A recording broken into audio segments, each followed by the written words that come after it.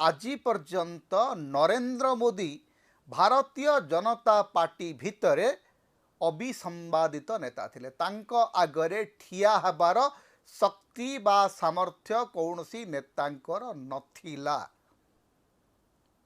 काँ भाँ केते बेले को नितिन गडकरी बा राजनाथ सिंह जदि मुंड उठेबे को चाहूतिले तांको मुंड को गोटे ठेंगा पहाड़ देकरी बसई दिया होतला।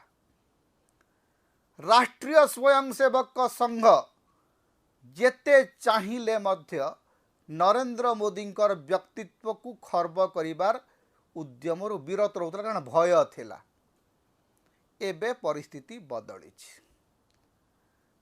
नितिन गडकरी टिके अधिक कथा कहवा आरंभ करछन्ती एवं नितिन गडकरी जो अधिक कथा कहउछन्ती तुरंत तांको आगे गोटे खबर आपण मान आगे आसीगला जे इथानल E20 केमिति इथानल मिश्रण करी पेट्रोल रे नरेंद्र मोदी सरकार आमठू कोटी कोटी टंका आदाय करुचंती एवं आमर गाड़ी गुड़िक केमती नष्ट करुचंती।